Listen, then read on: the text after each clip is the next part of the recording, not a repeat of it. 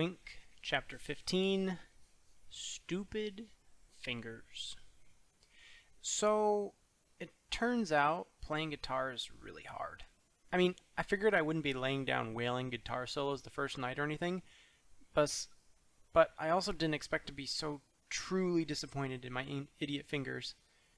Frank starts the lesson with the C chord. Well, first he shows me how to play a single note. We're starting from scratch there. When you hold that down here and pluck it, that's a note. Let's not worry which note yet. Try a couple. Then he explains that a chord is a collection of notes played together. Like if you hold a few strings down in different places, then strum with the other hand, and together they make a whole new sound. He shows me where to put the fingers of my left hand on the neck of the guitar to make a C chord. If you do it right, it looks all cool and easy, but that's not what happens. My fingers freak out and push down strings they aren't supposed to and just misbehave in general. Within minutes, I'm majorly frustrated, like nose-itchingly frustrated. But I keep trying, and finally, on maybe the 1800th try, I get it right. There! Yes! Frank looks genuinely excited. Hold that. Remember how it feels. I run the thumb of my right hand over the strings, and the sound is amazing. It feels like it resonates in my bones.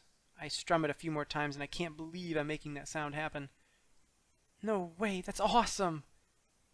Then he shows me the right way to hold a pick, and how to use it with the strumming hand, and I keep playing that C over and over and over. Frank grabs his guitar and shows me an easy strumming pattern. Once I have a rhythm going, he kicks his feet up on the trunk, grinning. Look at you, you're playing guitar! I can't help but smile, playing that same chord over and over and over. And that's when Darth Vader walks in the front door. Jimmy freaking Jenkins. My laugh dies in my throat as Jimmy notices me. He freezes too. Even his gum chomping stops. The back of my neck is instantly on fire. I haven't seen him since the whole meme thing, and right now he's the only person on my list of suspects. What the? Jimmy's eyebrows furrow. He's as confused as I am. The screen door keeps squeaking as his body blocks it from closing all the way. What are you doing here, Malloy? I look over at Frank, who's looking back and forth at us. You guys know each other? Yeah, I mutter. School. Frank starts nodding. All right, duh. And that makes sense. I look at him. It does? Frank laughs. Jimmy's cousin is my drummer, Denny. He lives here. Well, he pays rent here, but he's not around much lately. He looks back to Jimmy. Denny took off a while ago. I think he went to Jana's place. Jimmy hasn't moved. This is freaking weird. How do you know Ross? I know Ross from the Proton Center, where I work. Frank sits back. Radiation? Jimmy stares. I didn't know you... What are you, a doctor or something? I'm a radiation tech, Jimmy. You know that. We talked about it. Now get out of here. We've got a serious lesson going on. I'm on the clock. And he stands there, rubbing at the half-stash on his upper lip. So weird. Then he gives me a scowl and backs out. Whatever. The screen door squawks and slaps shut as he lumbers down the front stairs. I look over at Jimmy. I look over at Frank. You know Jimmy? Yeah, he lives a few blocks over. Comes over here to hang out with Denny. Or maybe just to get out of his house. He gets up and walks to the kitchen. He looks back and winces like he's debating how to say something. Maybe not a stellar home situation for Jimmy, as you might imagine. His mom's a bit of a... He doesn't finish the sentence. Waves it off. Never mind. He grabs another Coke out of the fridge, Diet Coke out of the fridge, and holds one up for me, but I shake my head. I'm trying to find the perfect words to eloquently explain how I'm feeling, and then I find them. Jimmy's the total beep! Frank pauses for half a second at my choice of words, then shuffles over and sits back down. Probably. He thinks about it for a second. But he's pretty harmless. Just kind of a mess, from what I can tell. So is Denny, if I'm being honest, but he's a really good drummer. He takes a long drink, then gestures at the guitar. Okay, let's get going. I look down having completely forgotten the guitar around my neck. Frank holds his hand up and waggles his fingers. Come on, find your C again. I try, but I'm rattled. It takes me a while to stop picturing Jimmy hunched over some grungy little computer making cowboy cancer memes. I think about mentioning them to Frank, but decide not to. Eventually, my dumb fingers start working again, and I get a decent C going. Frank has me let go of my fingers, then find the spot again, and again, and again, until I can do it quicker and quicker until it feels natural. I mean, relatively natural. When the hour is almost up, Frank tells me I can take a guitar home so I can practice. Then he goes in the back and comes out with a beat-up old guitar case.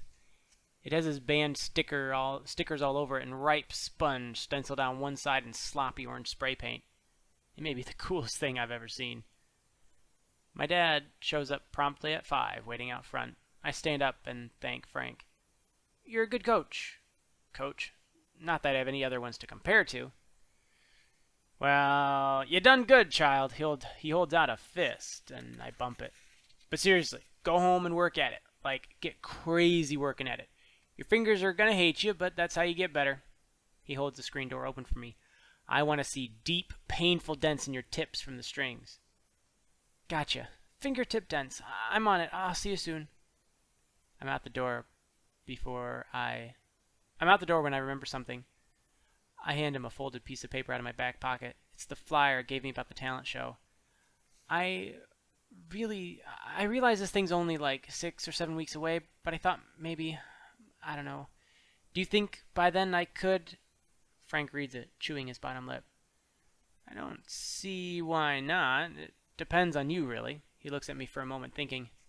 You may get tired from the treatments, you know. But if you think you're feeling okay. He hands the flyer back. Let's reassess in a couple weeks. Yeah, that's good. It was just a thought. I turn and start down the steps. Wait a second. I can hear Frank is smiling, even without looking back. This whole guitar thing isn't just to impress some girl, is it? I keep walking and yell over my shoulder. Not entirely. Frank laughs, and I hear the screen door whack shut. Walking down that weed-infested gravel driveway with a battered guitar case hanging at the end of my arms, even as I look around nervously for Jimmy to jump out and throttle me, I feel the best I have in weeks. Chapter 16, Sore Fingers. Frank told me to play till my fingers bleed. It turns out it's a reference to some song I don't know, but when I get home, that's exactly what I do. Actually, the bleeding fingers come later. The first night, they just throb and ache so bad I think they're going to pop. It feels like the strings, especially the thick copper ones, hate my fingers and are trying to cut them through to the bone. But I don't want to stop. I sit there on my bed with some of Frank's songbooks and my dad's CD player and try to figure out some of the chords. It's hard. At times, I think I'm guitar tab dyslexic and want to throw the book across the room. But then I lie back and take a few deep breaths and try again and again and again. Abby keeps texting, but I'm putting off seeing her for some reason. I know that's dumb, but part of me is pretty sure I'm going to bawl like a baby as soon as I see her face and we start talking about the move. I have this picture of us collapsing into a big gooey pile of blubbering sadness, and I'm not ready for that. But she's relentless. She wants to see a movie. She has questions about homework. She can't remember the punchline to some joke. The texts keep coming. I continue to avoid her. And maybe I secretly want to wait until I become a guitar expert and surprise her, which is a great plan for a couple hours, until my bedroom door swings open. It's Abby, of course. She looks around, taking in the whole scene. There are open guitar tab books on the bed next to some spilled Cheetos. CDs in their cases are all over the place. Sound of Silence is playing on the CD player. I blush, like she's caught me playing with Barbies. I was going to tell her about the guitar stuff. Obviously, I just hadn't yet. So, she walks in, picks up the Simon & Garfunkel book. You've decided to become a youth minister? I take the book from her. Not exactly. Camp counselor. Soft rock superstar. Nope, I'm just playing a little guitar. She picks up the plastic pick. Okay, so Ross. You are Ross, right? She makes an exaggerated face like we've never met. When did you become a musician? I look around at the CDs. The the books. Yesterday? Yesterday. Gotcha. She walks over and plops into a chair. I came over to whine to you about the move, but this is so much more interesting. She waves a hand at the whole scene. I can whine tomorrow. Fill me in. I take a deep breath and tell her all of it. I tell her about Frank and Frank's mix. I don't get all crazy with all that stuff about how music feels like a language I never knew I needed, but I tell her I really, really liked it. I tell her about the lesson and about Jimmy. She's staring. Listen to me. You're not going to start hanging out with Jimmy when I leave, are you? Start spitting in bottles? Oh, trust me. I'm pretty sure Jimmy made those photo things. I tip my head back and apply some eye drops. I'm like the LeBron James of putting in eye drops these days. It was all I could do not to throw a chair at him. Abby kicks off her neon orange high tops. So, okay, play me something. This is exciting. Oh, the idea shakes me enough that I laugh. God, no. I slip the strap over my head and prop the guitar carefully against the side of the bed. I barely know how to hold the thing at this point. I heard you from the hallway, dingus, and it actually sounded halfway okay. I mean, considering I've never seen you in the same room with a guitar. She has her lip balm out. So, are you going to tell me at some point? I'm stacking the books and putting CDs back in their cases. Yeah, I was just... I don't know. You've got a lot going on and all, with the move. Yeah, she sighs. That. She grabs a transformer off my bookshelf. I didn't do much today, but stare at a wall today. And, I mean, you've got that plus the whole memes mess. I put a hand up. Is there another word we can use? I hate the word meme. I drop the pick into a little compartment in the open guitar case. Meme. Abby laughs. It is kind of stupid. Meme. Meme. I say like the word itself is disgusting. Then she sings it. Meme, meme, meme, meme. So stupid, I laugh. Why meme? Why not a flurb or a gaunch? Actually, I think it's from the Greek word for imitating. I glare at her. I wasn't really asking, nerd. Then I stand up. You want a Coke? I could use a Coke. Abby slips her lip balm into the pocket of her jeans. I'd take a Coke, but don't think I'm leaving until you play me something. She's smiling, but she looks serious. Then I'm gonna dig deep and psychoanalyze this whole new Ross thing. Gonna get all Dr. Phil on you. She puts her chin on both fists and gives me her exaggerated attention. You fascinate me, Ross Malloy.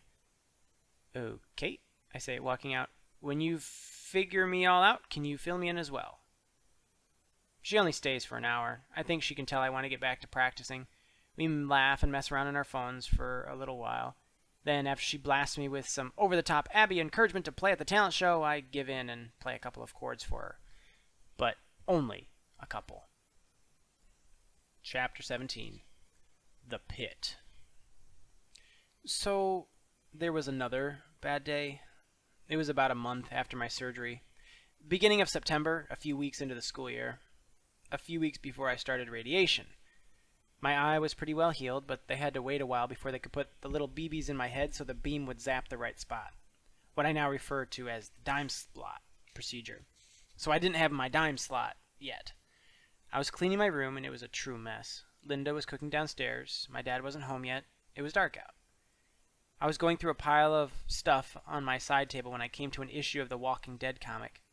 No big deal, but for some reason that word, dead, stuck in my head. Then I remembered what Dr. Throckton had said when he looked at my post-surgery scans, that with any luck it wouldn't come back, like in my lungs or somewhere, because if it did, there was nothing they could do for this type of tumor. He didn't think that was likely, but it was a possibility. Back at that time, when he told me that, I did something weird. I just brushed it off, pushed it out of my thoughts. I blocked it out and decided not to dwell on it. Until that night in my room, straightening up, with the dark of the night creeping in, when that conversation jumped out of my brain like the boogeyman. I could die. That was obviously an option all along, and I knew it, but in that moment, in that gloomy room, for some unknown reason, it finally sunk in. Like, really sunk in. And it sunk in hard. I felt the floor tip underneath me. I don't mean in that fancy pants writing way. I mean like it felt like the floor actually tipped under my feet severely and then dropped away. Like there was nothing beneath to catch me. It was the weirdest feeling. Like there was an endless black space under me and I was dangling there like Wile E. Coyote in the worst, scariest cartoon ever. I collapsed down to my knees next to the bed, and then I was crying. Out of one eye, of course, because I don't have a stupid lacrimal gland on the right side anymore, which just made me feel even worse. One-eyed crying. Not even crying, bawling, maybe. Or one time I heard the word keening means crying super hard, but when I looked it up, it means crying for a lost loved one. So I guess I keened? Maybe I was keening for myself, as weird as that sounds. Crying at the very real, scary knowledge that I might not live through this. What if the cancer came back and they couldn't help me? I would be gone, and life would just go on. My friends would go to high school and college. New Star Wars movies would come out, just without me there to see them, like I never even happened. My dad would be wrecked. First his wife, and now his kid. Fortunately, Linda had KZAQ on in the kitchen so she didn't hear me. I curled up in a ball and it came out of me like a faucet for maybe 10 minutes. And then I was left sniffling and catching my breath on the floor. Wiped out. Drained like a burst water balloon. Crying that hard is like running a marathon. That's when Linda walked by the room. She caught a glimpse of me crumpled there and freaked out. "Ross!" She came flying in fast and grabbed me before I could react. "Are you okay? What's wrong?" I turned and sat up as fast as I could so she'd know I wasn't dead, but she was already upset. There were tears in her eyes as she swept me into a tight hug. "Oh, Ross, don't do that to me. What happened?" I used my sleeve to wipe my eyes and running nose. Gross, but necessary. I'm okay. I am. I just had a thing, a moment." She kissed the top of my head and rested her cheek there for a bit. And I had a flash memory of my mom doing that to me when I was sick or just sad. Then she held me out a bit so she could see my swollen eyes, wiped her cheek, which was now wet, which were wet as well now. "Just bad thoughts?" I nodded. "Really bad." She leaned back against the side of my bed but held on to my arm, caught her breath. Do you want to talk about it?" I sat for a minute, staring at the stuff I'd knocked off my side table on the way down. I just started thinking about the worst case scenario. She nodded and chewed her lip. "Oh, boy. You're fine, Ross. We got this. But I suppose that'll creep into your head from time to time." I pulled in a huge sniff. My nose was still running, and she went on. "Maybe when that happens, you try to actively think about something else instead, because thinking about it doesn't do you any good. So go draw or watch one of your monster movies or something." "So live in denial?" It was a serious question. She laughed. "No, not denial. Just try not to dwell on it." Well, I slid over so I was sitting next to her. I wasn't really dwelling. This came onto me like a sneak attack. I was fine, and then it kind of pounced out of my brain like boom. She nodded. "Yeah, thoughts'll do that sometimes." We sat there for a while, listening to the radio drifting up from the kitchen. A Maroon 5 song and then something by Pink. At some point I leaned against her, my face against her shoulder, and then we just kept sitting there for a good while. The storm had passed.